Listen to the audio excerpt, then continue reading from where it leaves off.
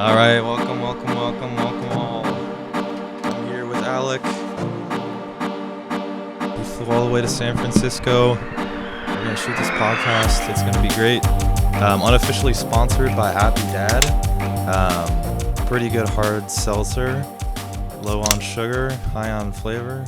They really didn't pay me to say that. Welcome to the podcast. I'm here with Alec. He flew in from Kansas, meet me in San Francisco here. We out here. So welcome, Alec. How are you feeling? I'm doing good, man. Since the last time we spoke, well, that's not true. Since the last time we did this podcast, a lot of things have changed since then, Steven. And Indeed. Can you tell me a little bit about what has changed? Yeah, totally. So where we came from, the first episode came before Maiar Exchange even launched to begin with.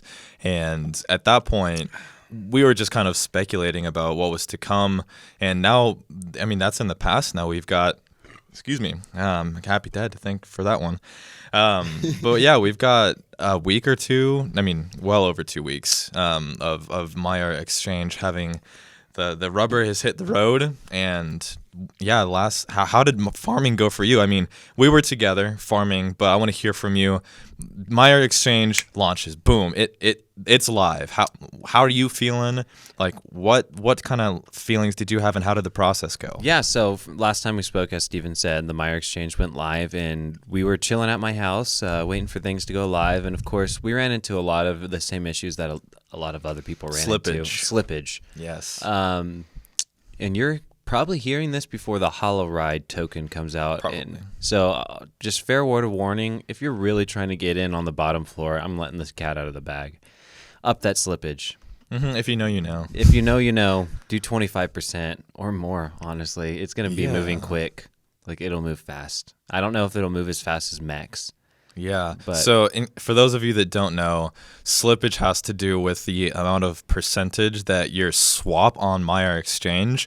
If you set to it 1%, then if the total order is swapped and it fluctuates beyond 1%, then the order will essentially just not go through. So then it gets canceled and you have to restart the process. For me, when the Maiar Exchange launched, I didn't realize that you could go in and manually adjust the slippage. I was just like 0.1, 0.5 or 1%. I was like 1%, and then eventually like I just kept on like railing, like, pushing through it. I was like at that point it was like all like every man for himself. It was like you got to figure out how to do it, and it was just like, okay, I guess you can adjust the slippage manually in the upper corner. And then at that point I was just like, fuck it or frick it. It was hell on earth. I'm gonna be for real. Like, it was a little stressful. It was horrible. But that's not to say the Maiar Exchange was horrible.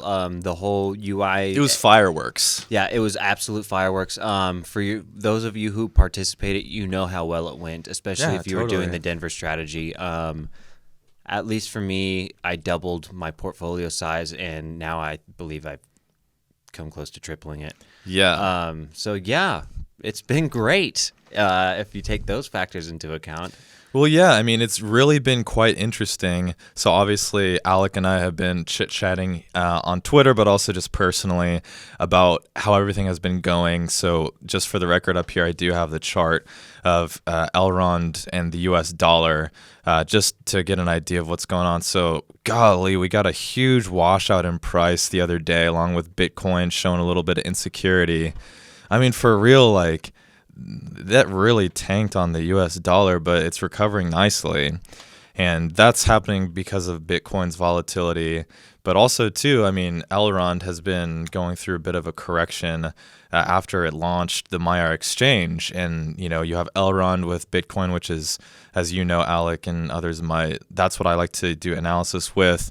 But Elrond mixed with MEX, too, that's a different market that you can play. And, I mean, Maiar Exchange has really, they've changed the game from me for like from an analysis perspective. It's just crazy how swaps are not a result of, buyers and sellers agreeing on price. It's an automatic market maker in between dealing with slippage. It's like, I don't really know if I understand the true like mechanisms at play fully. Like, I'm not sure. How do you interact with the exchange? Do you just kind of take it as it is, or do you ever think about what's going on here truly? I think about what's going on because I got curious enough to even try to read a smart contract, and I was like, I wonder what all this is about, and I don't Obviously, I have no idea what that stuff is about, but it would be cool to learn. But the way I interact with the exchange, I'm never taking money out. I'm never selling anything on the exchange. The only thing I'm doing is compounding my interest within the exchange. But, everything seems to work seamlessly when things Totally. Yeah. You have your experience, I have mine. Yeah, I have run into issues, but be specific. Like, not to interrupt, but what do you tend to go with? What works well for you on Maiar with, signing verifications, whether it be Wallet Connect or what works for you, what doesn't? So as far as like operating systems, like phone and all that good stuff. Sometimes I'll be on the road and trying to do things just do purely mobile, right? Mm-hmm. And I run into issues with my mobile browser and it connecting with my app, my Maiar app. I run into quite a few issues to where I have to continue to retry that transaction over again because it doesn't recognize that I signed the transaction, so it doesn't harvest my rewards or something like that, or allow me to restake them. What browser are you using? I'm using Chrome on my phone, and then on your laptop, I'm using Chrome as well. That's weird. I had a buddy of mine, and he was the one who was texting me the day that the Maiar exchange launched, and he was seriously having kind of some buggy issues. And again, have you ever heard the phrase kind of you're too close to something? Do you know what I mean by that? I don't think so.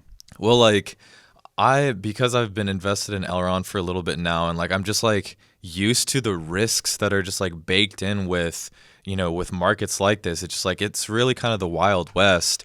And what I mean, it's too close to me. It's just dude, people who might have an issue with something or complain about something, to me, it's just it is what it is, and it may not be perfect and it may have bugs. But I'm really not sure. I have really low expectations, and it seems to work relatively flawlessly for me. The other day when they were upgrading some of the chain, or they were updating the website according to the tokenomics, which we need to talk about because they completely changed the tokenomics. But I was on the road traveling from my parents' place back home, and I was in the middle of spotty connection, in the middle of my road trip. And what else do you have to do? So every once in a while I was just trying to ram, trying to ram through into the exchange, refreshing the page and because we weren't getting too many updates from the team. So I was just I'm just going to continue to force close my web browser, force close the Maiar app, and just continue to go through and until I could get my funds back into the farms earning rewards. Because I was just driving out there and I was what the heck, all these changes just came out of nowhere, and all of a sudden I had to start re-questioning what does my farming look like, what's going on here, all of the mechanisms kind of changed. So I'll let you say something if did you want to? Yeah, I think we need to talk about the initial tokenomics and what it first started out as. At first, take it away. At first, the tokenomics were that so you were earning MEX, right? And there was an APR, and the APR was significantly high for earning unlocked MEX, and it was pretty high for. It would be doubled what that was if you hit the earn double or double APR for earning locked MEX. Yeah. And then they just kind of we were at the very beginning, we were earning 6,000% APR, I think at the very beginning, which doubled as 12,000%, and that's why the rewards were just so phenomenal. Yeah. But now they've switched things up, and they kind of just did it I don't know if it's out of nowhere, but it was to stop people from just capitalizing on the short-term gains and pulling out. Yeah, and I that's what's interesting here is I would like to know the conversation that the team had, because say what you will, but I just find it very interesting because I don't think I can bring it up. So I just want to bring up a chart. And I know. Oh. Oh man, I can't bring up a chart. But the point is that just something that I've learned and I've seen repeat itself many times is like whenever you get like a big green candle that's like, you know, on a larger time frame, like you kind of just expect for that entire green candle to retrace half of like the chunk of that green candle. So there's nothing to show on this chart because the chart was Elrond and MEX, or even a MEX chart to begin with. But I think that before any of the tokenomics changed, I think that MEX was at a logical point of starting to build like a foundation, and literally like I was reading charts before any of the tokenomics changed, and it looked like to me that like people were selling less MEX. Like it literally looked like the selling was slowing down. And then, like, literally, like, and I was like, this looks like a bottom. I'm going to play this. I'm going to swap some Elrond for MEX. And essentially, I'm playing the two charts, and then I sell back the MEX once it's outperformed Elrond. So I was like, looks like MEX might, like, flip around here, which means that there's low supply, high demand. But then, like, the next one, like, in the midst of that, they're like, we're changing everything. So, quick update. Or not update, but recap.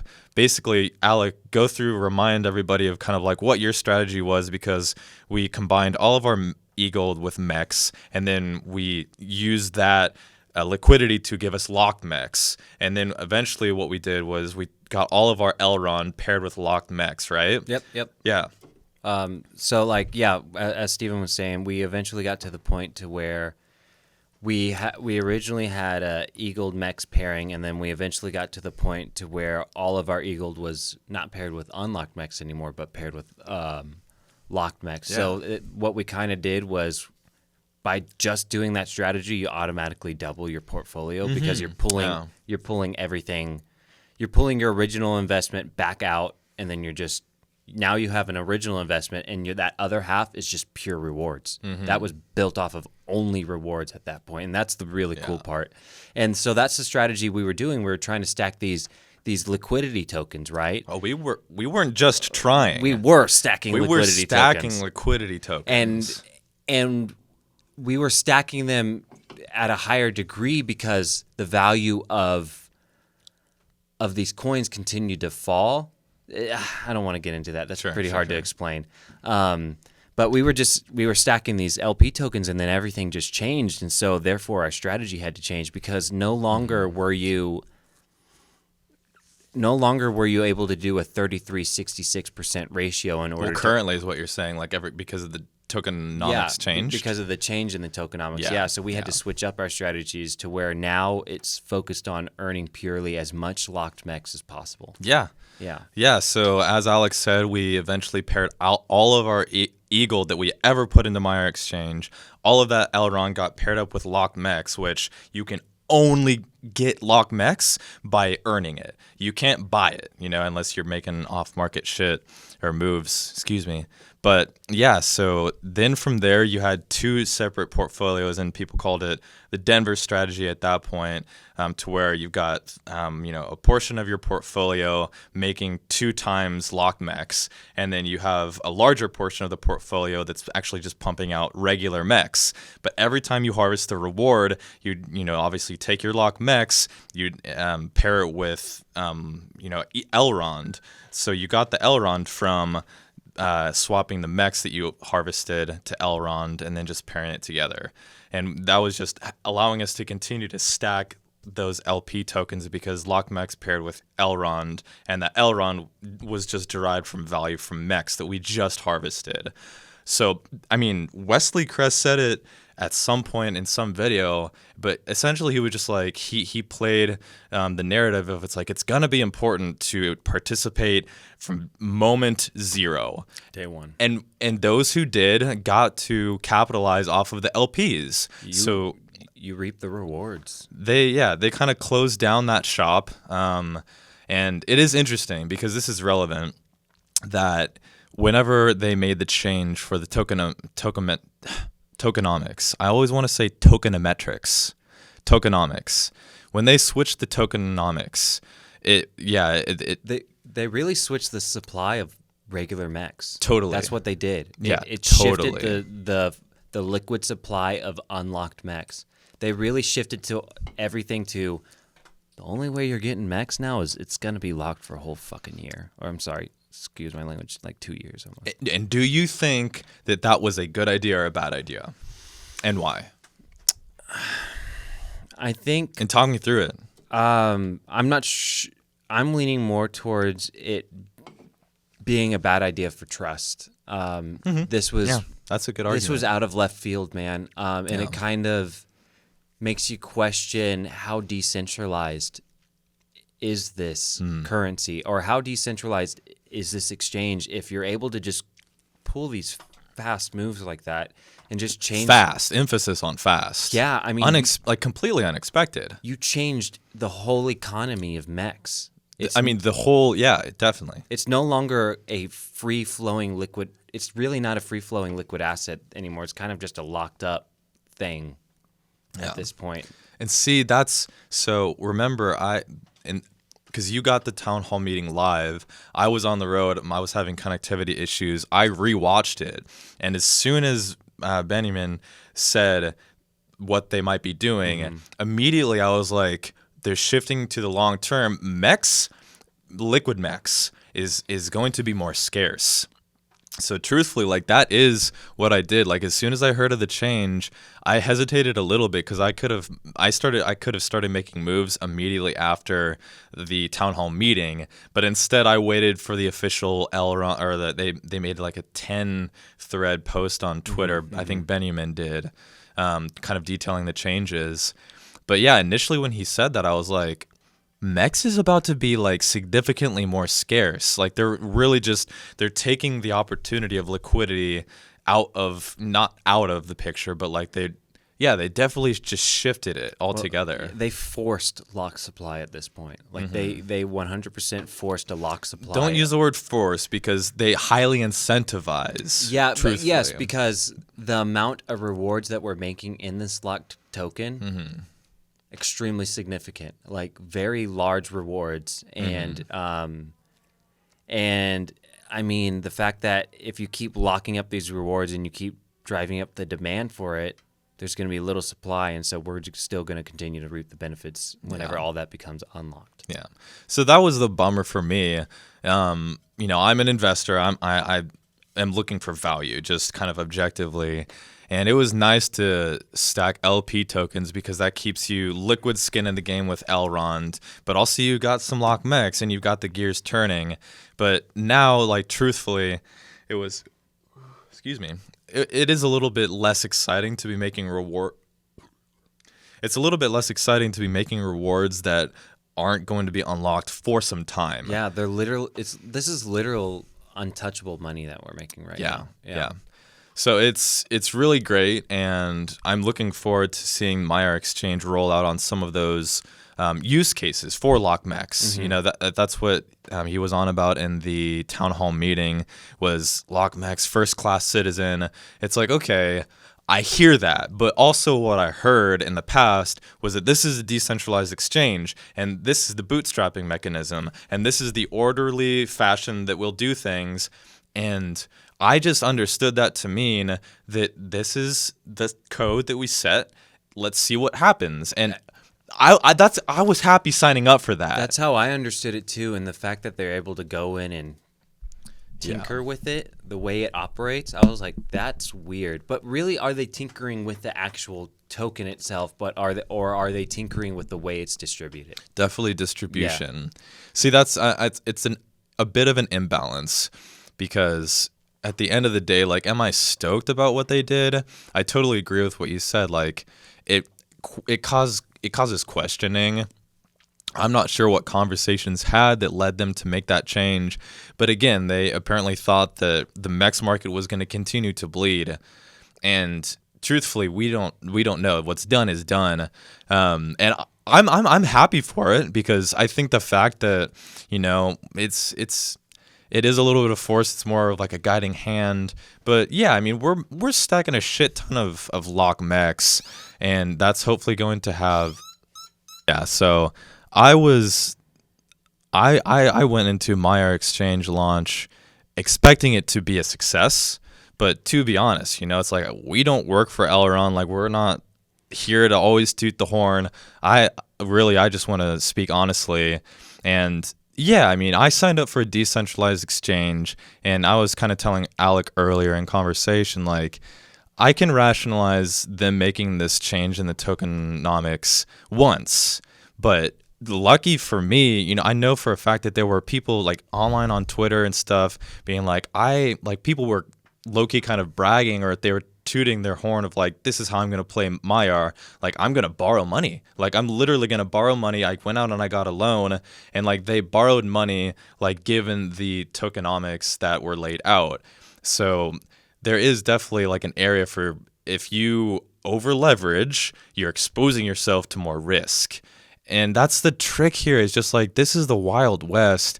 And this is just a bunch of like devs in an office in Romania is essentially how I view it.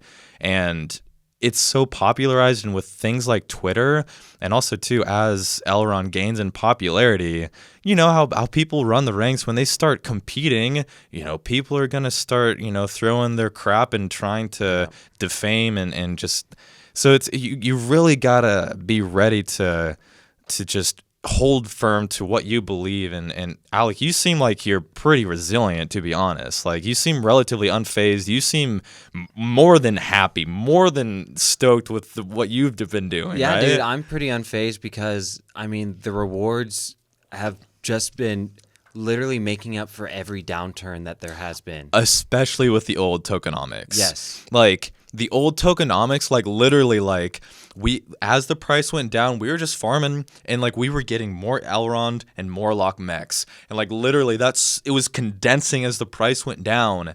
And then now the price dropped so much because of the liquidity, and then they switched everything. Like, MEX is going to be more scarce. This is about to like fucking explode. Like, we're in it and we're with it. I'm not stoked about some of the more centralized decisions. We'll go forward and we'll take every day at a time. But I think that the changes they made to MEX and MEX will have a positive impact. Yeah, because definitely. They shift your vision towards long term, and that's exactly what it's doing to me. Because like I understand that these rewards that I'm earning, and I think I'm earning cheap rewards. I'm earning a lot of MEX, but that MEX, like, I'm earning a lot of MEX, in quantity, but that MEX is so cheap right now. You know what I mean? Yeah, totally. And that's the cool part, because I recognize that 2 years from now, the amount of MEX that I'm earning will be so much more valuable 2 years from now, and I'm earning a crap ton of it. Yeah, and I mean, it's just such like an odd dynamic, because again, like, there's something nice about making rewards that are liquid, but they definitely are like, you can do that, or you can lock your MEX and earn like 15x or 12x. So what's your strategy these days now that they switched the strategy or the tokenomics?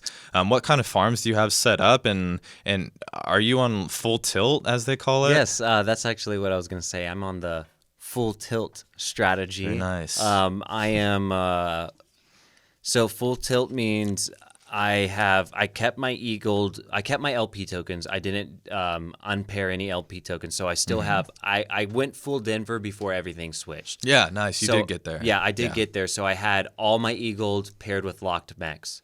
And so what I'm doing is I'm earning all locked MEX, and then I'm taking my locked rewards and I'm putting it back into the MEX pool, and I'm also earning locked MEX from my locked MEX. Yeah. And then I'm taking that locked MEX and I'm putting it back into the MEX pool to earn more locked MEX, and I just continue to do so. Yeah. Yeah. It's like you kind of have this, like, just imagine kind of like a gear turning, and it's like lock MEX just turning, and then you're fueling it with your LP token, and then you have, I guess you just have the LP token, and then you got the lock MEX farm. So just 2 farms? 2 farms. Got you. Yeah. So yeah, So as I mentioned earlier, it looked like to me that like the selling pressure of MEX, because, like, we got week 1 rewards, week 2 started, and then week 3 was just around the corner, and that's when they changed the rewards.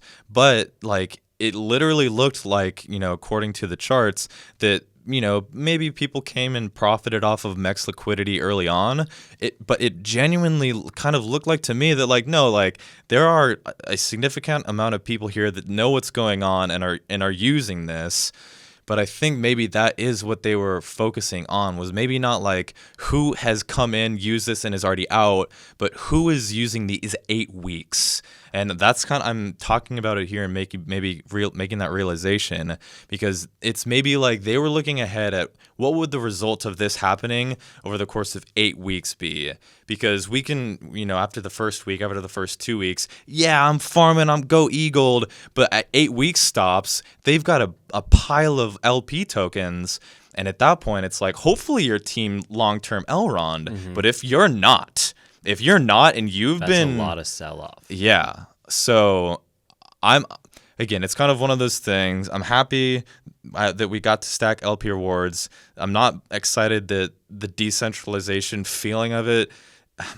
Again, like I said, we'll see. We're still in bootstrapping. So like the first week of Maiar Exchange launching was kind of like wow, it's here. And then you have the second week and now we have all these changes. And it's like, okay, these first 8 weeks are essentially like bootstrapping, because this is literally just ground floor. Like we're literally on the ground floor and they're like working in their office overnight, like trying to get these changes implemented. And it's just like, I mean, we're on the same page. Like I'm happy to be making the rewards and just chilling. But I have full expectation for the Maiar Exchange to always come back online and always be better than it was before. Like better and better. Exactly. And I think that's the part we haven't said enough, is that I still have full trust in the team. Yeah. I still fully believe in what they're doing, and I believe that this is the right place to be investing my money at this current time. Totally. Yeah. I believe in the project. Yes, there's bumps in the road. This is a brand new exchange. This is brand new untreaded territory, and I think that's what we have to remind ourselves of, that maybe this is a good thing that they're taking this time to make sure shit works okay. Totally. But yeah, I mean, you really seem to relate with me when I was like, it's always gonna come back. I mean, we'll see if that ever changes, but as far as I'm concerned, I believe that they're always going to come back with a better Maiar exchange. Yeah. And we're in the first 3 weeks of launch still, and as price has been tanking, as FUD has been spreading around, fear, uncertainty, distrust, like we're literally like in a bear market here, like a straight up like psychological bear market.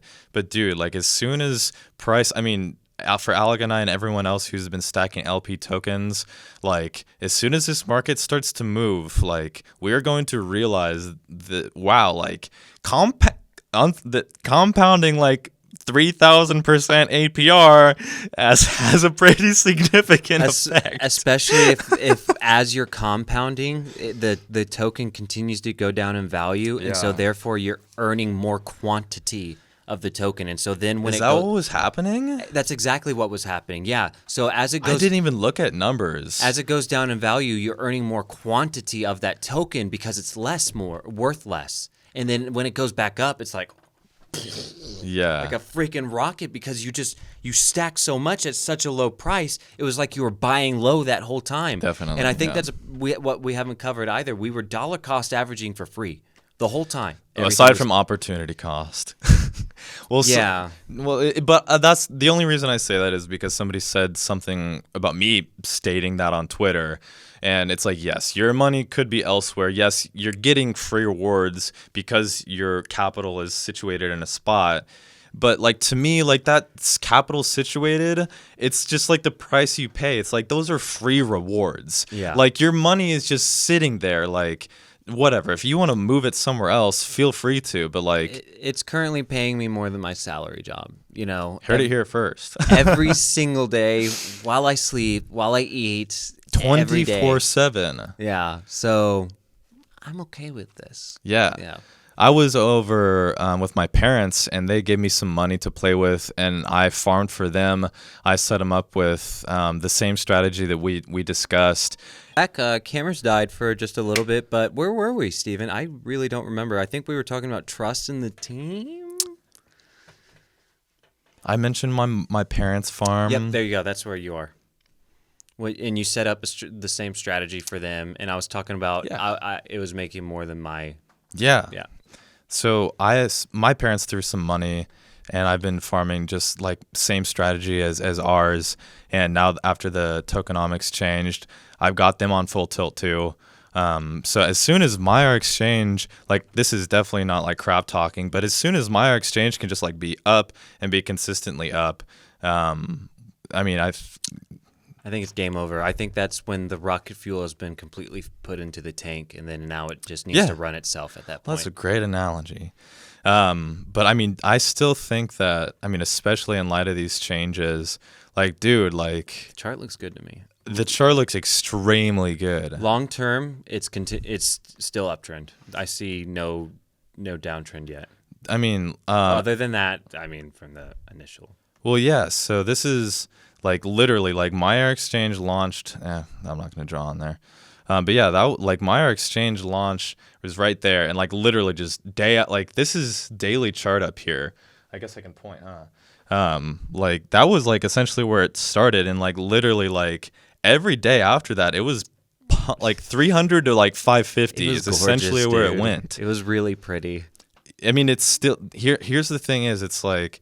I mean, I know that you have been buying this dip. Like, literally, you have been putting more cash into this dip. I've been buying that dip, bro. And seriously, like, people who, you know, you're on Twitter and you talk about it, but there's a whole world of people who are just living their daily lives and they're like, yeah, I invest in cryptocurrency. I found Elrond and they're doing this exchange, so I'm just going to keep on doing it. And it's like... I mean, I really think that ever since Maiar Exchange, we topped up here, and like, dude, this is literally just like a healthy just washout of all the people, all the people who like maybe don't know everything that's going on. What do you think? I know when I trade options, this is actually one of my favorite breakout patterns right here. I like it. I like to. This looks clean as frick. Yeah, dude. I mean, all you have to do, like, this is the support right here. Mm-hmm. And then you draw the line coming down here, and then once it breaks this downtrend, it's literally run city at that point. And it's almost like usually when I play this stuff, it plays right back out to its previous resistance. Yeah. And I think that's what we're gonna see. But yeah, so moving along here a little bit, if there are other topics, other comments of other things we talked about, you know, always bring it back around if you want to, Alec. But Ride. We got HOLORIDE. It's Audi backed, you know, thing going on. 3 days. 3 days? What? Yeah, it's the 4th. Yeah. So Tuesday. Right now, I'm focused on Maiar Exchange. I've got a few days to understand more about Ride and when it's coming live and when to be ready for this. When to be like similar to the Maiar Exchange launch. Like we had that on lock, but right now, like. You know, obviously we got Alec in town. We've been all over the place kind of exploring today. Like, farming, we'll take care of it when it happens, and then Ride will launch on Tuesday. You know, it's kind of nice that we haven't had to worry about farming since I've been here. We've just been doing our thing. But Ride, let's talk a little bit about what Ride is or what HOLORIDE is. So HOLORIDE, VR company or... Yeah, VR. I was about to say augmented reality, but I don't think that's correct because okay. So a VR company, they are planning on putting VR things in cars. That's how I understand it, right? Yeah. It's supposed to, like a game with the car ride, and they're paired up with Audi right now, and they're launching exclusively on the Maiar Exchange. Yes, Maiar Decentralized Exchange. Yes, and they're launching with their own token called the Ride token. Launching at 4 cents per token. Something little. I saw the number, but you know we all saw the number for MEX too, and we all know how that went. It 10x that day. So in an hour. It's going to be pretty tricky because do you do the slippage or do you make a play? Because you know after MEX, you know it rose up, and then definitely there was a extended period of time where you could have made a play on MEX and not gotten it at the beginning and bought more MEX. But, you know, because Maiar Exchange was giving bootstrapping rewards, if you elected to wait to buy MEX, if you elected to not start from the beginning, like guaranteed you were not in a better spot had you just started getting rewards from the very beginning. So I'm inclined to believe that the strategy to make is, set the slippage. I might start maybe 10 to 15. I haven't thought about it, like I said, but I have I'll put a little bit into Ride. Yeah, personally, I was just going to add, Go ahead. Alec, earlier I mentioned to you, and we both agreed that, for the audience, like Eagle and MEX are like brothers, they're fam, but Ride is literally not. Like, don't be confused. Like, yes, there will be opportunity to make liquidity farms and earn rewards using Ride, but Ride is not Elrond and Ride is not MEX. And so that's something important, because just because Ride is launching on it doesn't mean that it's going to have a similar mechanism of interest and play. Yeah. It's different. Like, I'm learning it myself. Like, what's going on here? How I would explain it is that this is venture capitalism. Ride, what they're doing, this is literally them gathering money to continue to fund their project. That's what this is. This is an initial offering to investors, us. This is a venture capitalist offering. This is your chance to get in on the ground floor of a project. Unaccredited investors, because otherwise, and that's why the Maiar Launchpad, the Maiar Launchpad was not available for United States because of the KYC invalidation. Yep. So, a little bit bummed about that, because I definitely would have participated in the whole ticketing system to see if I got one. Didn't get that. But yeah, I mean, it's coming on Tuesday. And so Alec, tell me about how you feel about virtual reality, the metaverse. Are you somebody who's interested in putting value there? I know you own a few NFTs. Like, what are your feelings? What's your interaction with the metaverse? So I think the metaverse is obviously where things are going next. Facebook changed their name, so it's got to be true. Yeah, I mean, you have a lot of big companies interested in the metaverse, and you have things like Decentraland, Blocktopia, and a lot of these things. I mean, you have virtual land selling for $4 million. It's just crazy. Yeah, I think it's going to be something that is going to be valuable for people who participate in it. And I understand it as a valuable thing. Me, myself, I'm not someone who is really big into video games. I'm not someone who could really get lost in that kind of world. But I do see the value in it for people who enjoy that kind of thing. Totally. It's a cool virtual reality landscape where you can basically do whatever you want. That's what the metaverse is. And was it you who you're telling me it's like RuneScape has been around for a long time? Like, what's the difference between the metaverse that in the minds of like people who play like RuneScape and even Fortnite? Like, Fortnite these days, you get skins, and it's not just how good of a Fortnite player you are, but what skin do you have, and like what does that say about you? And I remember the first podcast we shot, you talked about Elrond might be on the first floor of something. Yeah, Blocktopia. Yeah, and it's just like interesting, but I'm just like, as with anything, as with everything, if you and somebody else can agree on value, there's value there. Yep. So it's really a matter of do you want to participate in the metaverse? I don't know. I think I'm just going to participate as an investor. Yeah. I'm not someone that kind of stuff. I don't vibe on that get lost in a virtual world kind of level. I'd rather get lost in this world. But if that's your stick, I mean, I'm not judging anyone who's about that, but I'll go ahead and invest in it because I think that's what a lot of people like. Yeah. So do I believe in Ride? Yeah. But do I believe in Ride as much as Elrond and MEX? Again, different camps for me.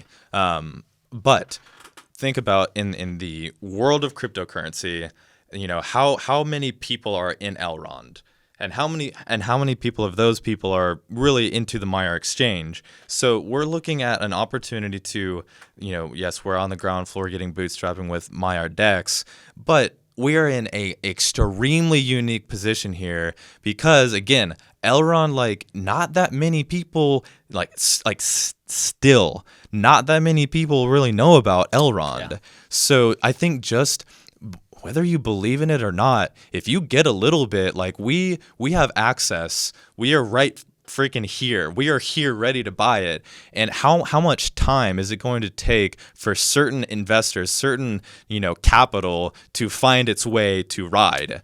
So like time is what I'm kind of like, Elrond is all about like time, like earn your money back. Like time is money. Mm-hmm. Like, I mean, so I don't know, like what are they making? Like what end goals? Like just respond to. I'm sure you've got. Well, this is not financial advice, but how I see it is, this is how the rich get rich. It's called venture capitalism, and it's called getting in on the ground floor. Investing in the future. Yeah, and like that's how I think it was. That is messed up to think about, because you've got to be an accredited investor to buy low, and by the time it's available to the public, it's like, elevated, and everyone else is sitting pretty. It's kind of fucked up. How do you think people got in on Uber before Uber was even listed on the NASDAQ? Yeah. You know what I mean? It's because private equity. They heard about this company. This is the spot.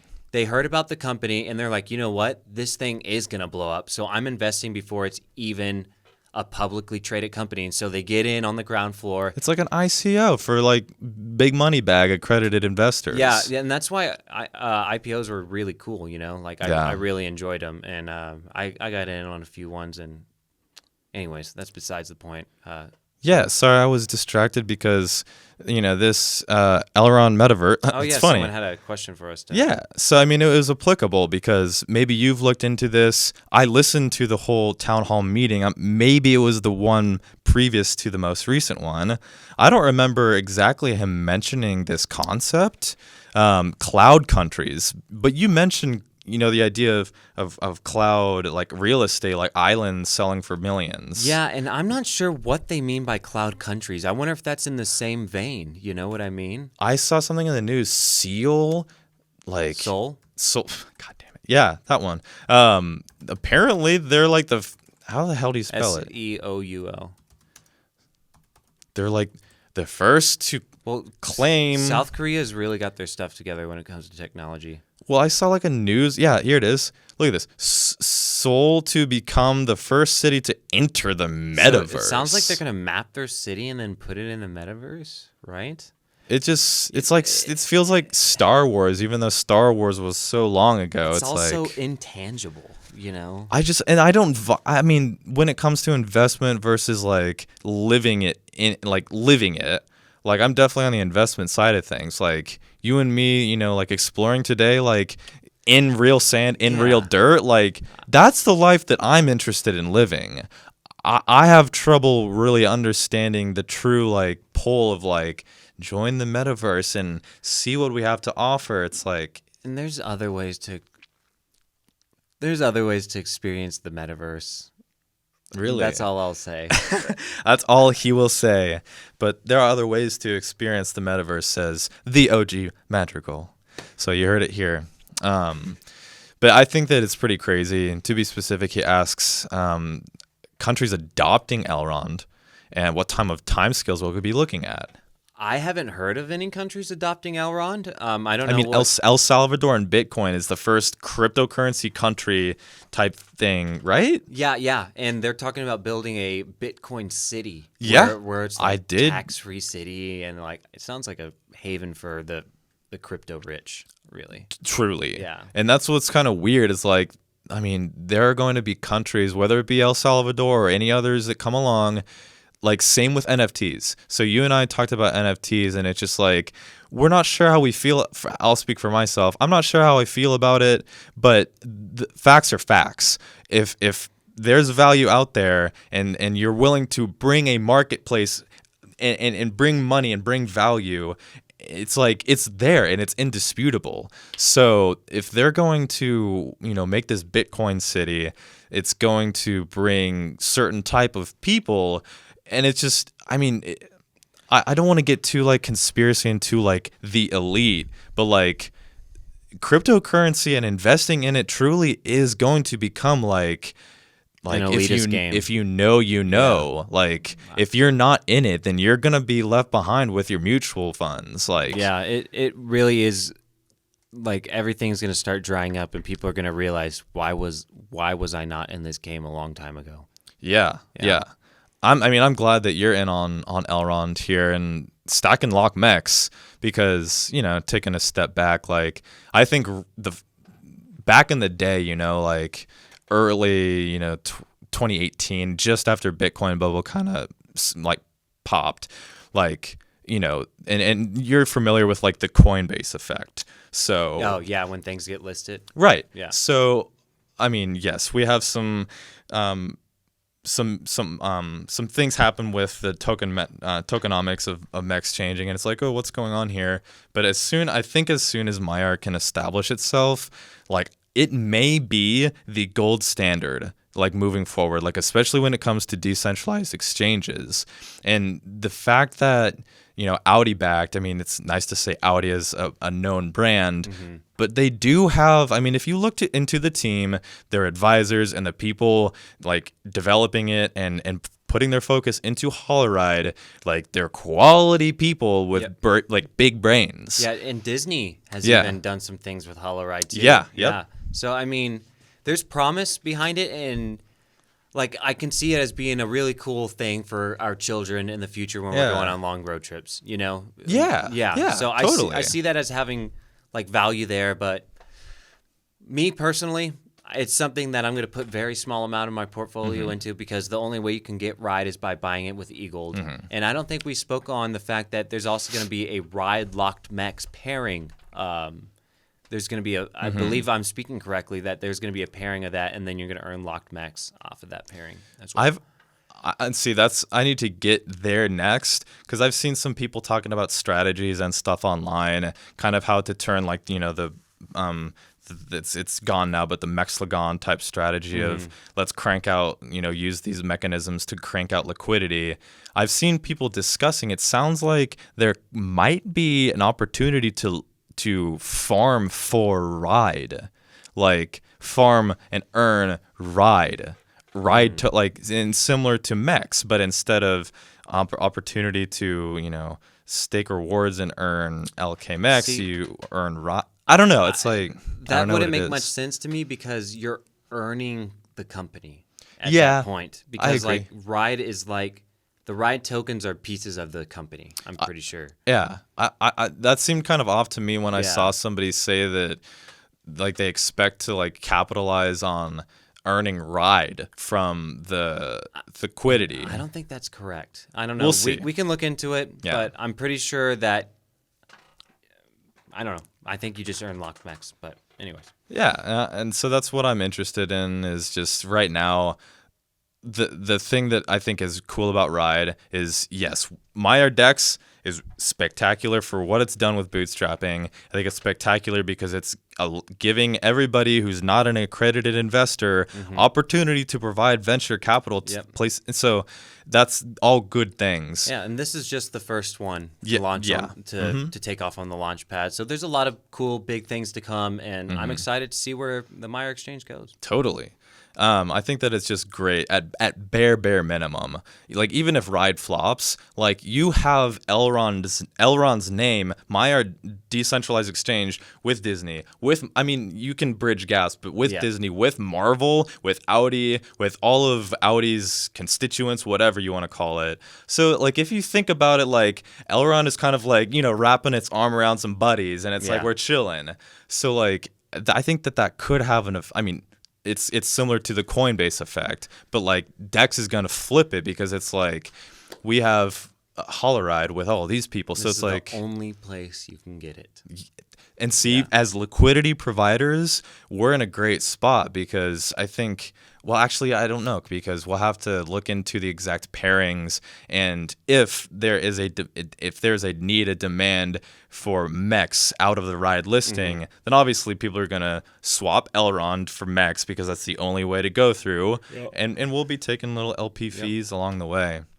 So yeah, at this point, the strategy is just wait for the team to keep on, pulling the all-nighters and working hard on polishing this up for us and getting it ready for the RIDE listing. Like they focused on launching the exchange, but now I think they're like, okay, like game time, like this needs to be polished because like the RIDE listing, like it's like, day one of Elrond just like keeps happening. It's like this launches and this thing happens, and it's like day one, it's like it started. Let's see how it goes, and then things change, and then like there's a new thing, and it's like when does the like positive fundamental, like when does day one start? Like when and it's just kind of like a rolling snowball at this point of like we'll see. Yeah, I'm excited to see where it goes, and I just think I think we're in a cool project, man. Yeah. Well, I think that kind of wraps up the conversation.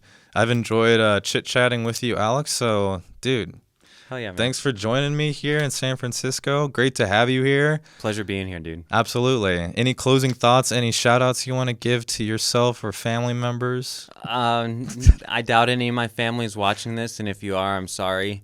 But if you are, then that means you must be interested in Eagled as well. So we're hit at me like up and let 50-minute mark maybe by now. I think we've come over that. Anyway, yeah. So feel free to interact with us on Twitter. I know I'm always happy to talk with people, and Alec and I have our banter here and there. Twitter's cool. I've really come to like it, and yeah, I just want to focus on low expectations, protecting yourself from downside, which includes just like making sure that you have liquidity if you need it. But then from there on, it's like we're in a great position. Few people know about Elrond. We can tangibly see through the value of MEX, the market cap of MEX, like so Elrond and MEX are now buddy here, and I genuinely believe that they're going to continue to stack off of one another. And if you got in day one of DEX, Maiar DEX, and especially if you were compounding alt farming, it's just like, we're chilling. We're dare I say BD chilling, big dick chilling, because it's just like, all right, if you're willing to take the risks, we're at the bleeding edge here. We're trusting a bunch of dudes in Romania that have already done a dummy job, like creating this beast, really, this mechanism that is Elrond and the Maiar exchange. So it's just like, I'm chilling. Like, I'm just going to keep on, listening and paying attention and playing the markets. And if anything really pertinent comes up, Alec and I will be talking about it. But episode 3, I suppose, we'll have to discuss. All right. Talk to y'all later. Yeah, thanks for tuning in. I appreciate it, and we'll see if episode 3. Alec, you might be back home by then. I will be. I will be. We'll be adapting and seeing how we can continue the dialogue between Alec and I in an open fashion. But yeah, if you're listening, thank you very much, Alec. Yep. This is our 3rd time saying goodbye. Hey. Goodbye. Goodbye.